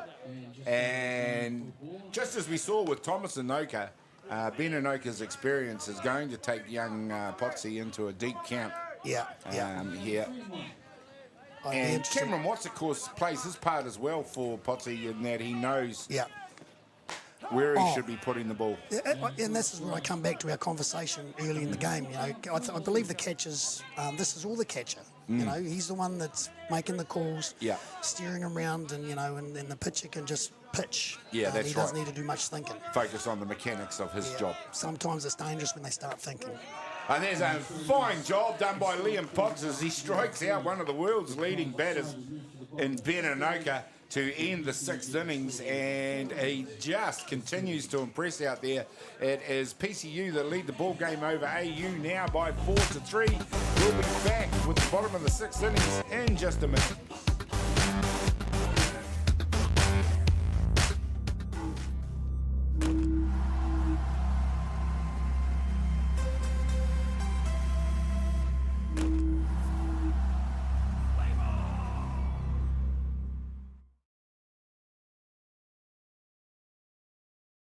Rusty Bumgardner has done it all. But this year, Rusty reaches a whole new level of softball success. He's going to Beijing. Rusty. Rusty. Rusty, have you seen my glove? As the equipment manager.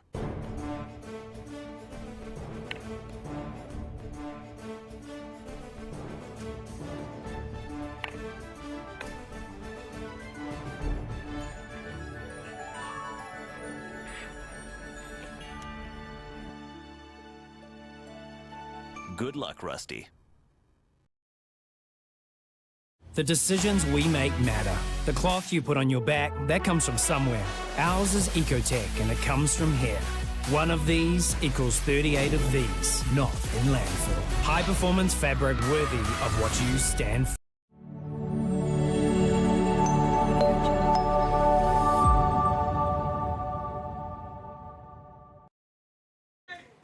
Well, welcome back, ladies and gentlemen. There you see the beautiful pictures we are enjoying here at Fraser Park Ballpark. And what has been white-hot atmosphere as we see Josh Harbrow hit one out to third base.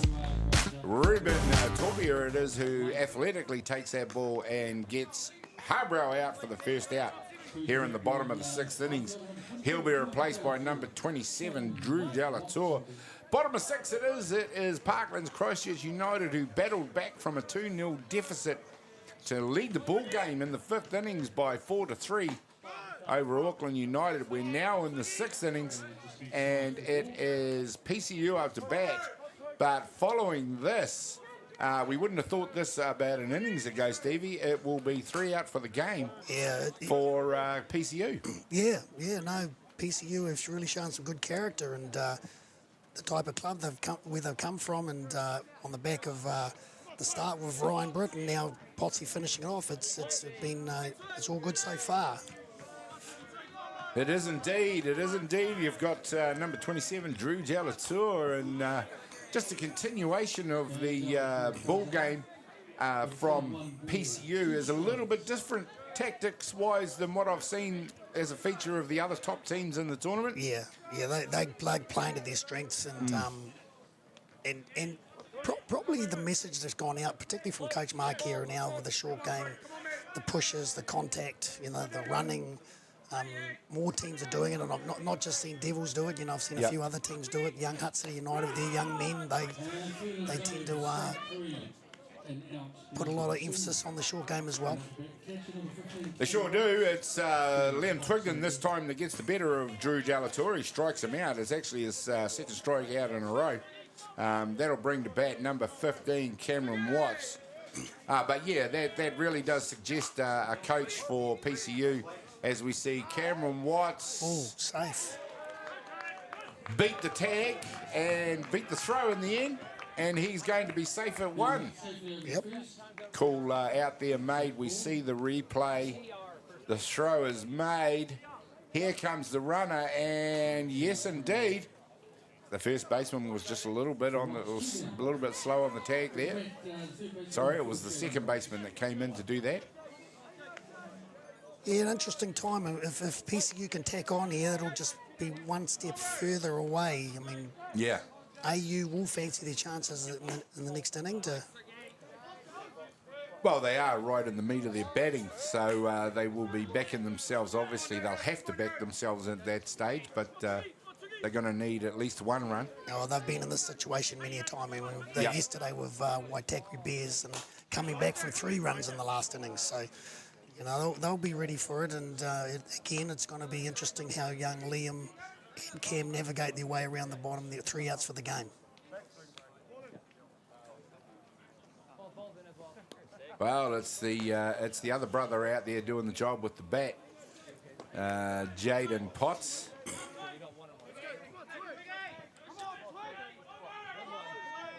One ball, one strike on Jaden Potts. There's 2 down here now in the bottom of the 6th innings. And as we've just mentioned, it'll be AU coming up to bat as we see the steal. Just a continuation, and this time Fletch gets the throw right on the spot. Athletic takeout there by Brock Attawell to lay the tag on. And that is the 3rd out. There you see it. And that is a fine play by the AU shortstop. Yes, good softball. To get the PCU team out of that innings. Up to Auckland United now. It's all in front of them for the 7th innings. We'll see what they bring to it when we come back in just a minute.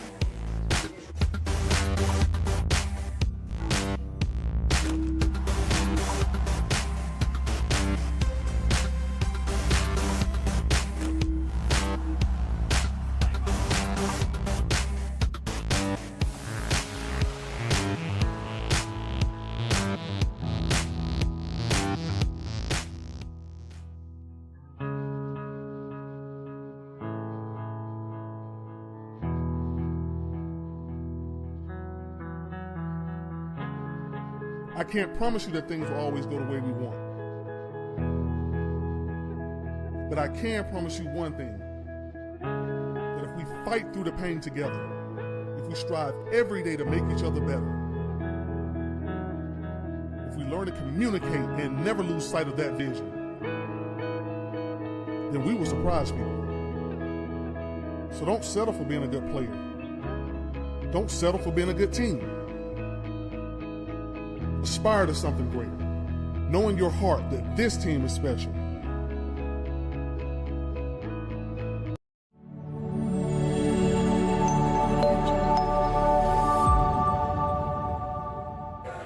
Fell over. Well, there we go, ladies and gentlemen. We've just jumped back straight into the action. It was Isaac Fletcher, the line one out to the central field fence. He turned around first to go to second and immediately fell over, slipped over. Don't mean to laugh at him, but yeah, that's exactly what AU wanted to get going in this one. The one run down against Parklands Christchurch United.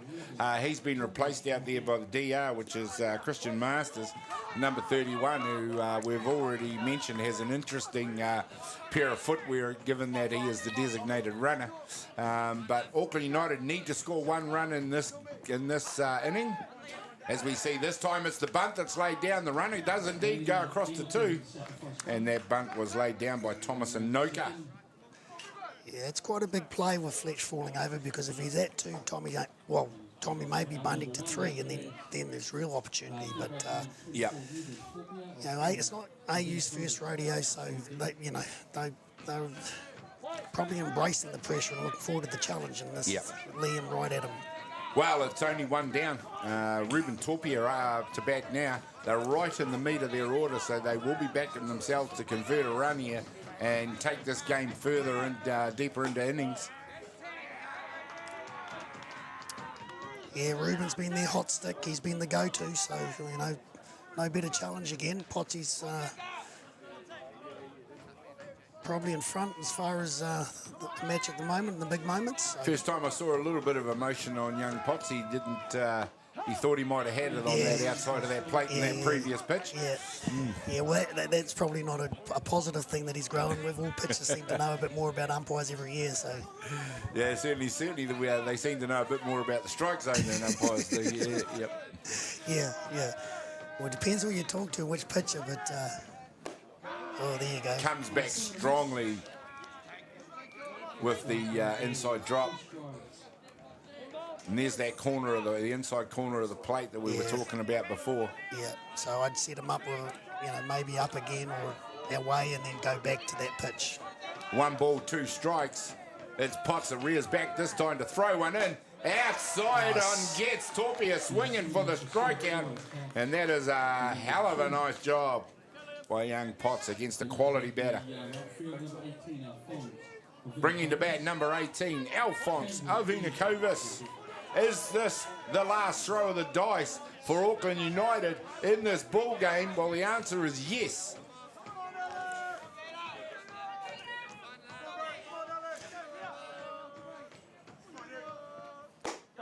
Alphonse is tough. He knows what it's about, so he'll go hard at a strike at some stage. Yeah, of course, Ovinakovis has been a Black Sock in previous years. Himself, vastly experienced player, which is a feature of this Auckland United team. And that's the sort of experience you want. He hits one that dances down the third base line and eventually goes foul, as you see on the replay there. It's interesting that Campbell's off, not on. Campbell is on deck, scheduled to hit next, but they've got young Xavier, and so. I was thinking young Xavier Herrick. Yes, so.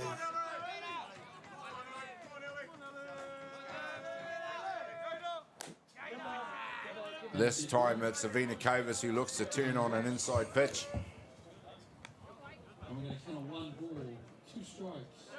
And he has hit that on the replay straight into his shin. No.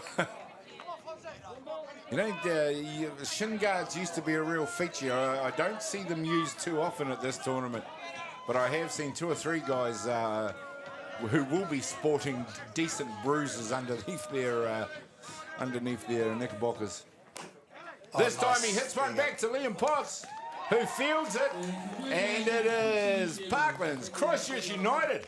They get the job done over Auckland United in this top 4 action game here on Diamond 1. They win it over Auckland by 4 runs to 3.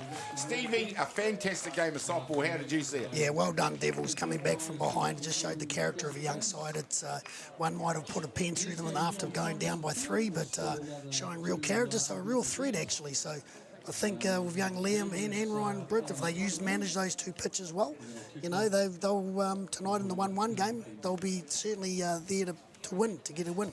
Absolutely, and they've proved just how dangerous they are, and they've also proved their character in that they can come back from being down. Auckland United, they'll have to regroup, but for now, in this ball game, don't go away as well, because we've got another absolute cracker coming up.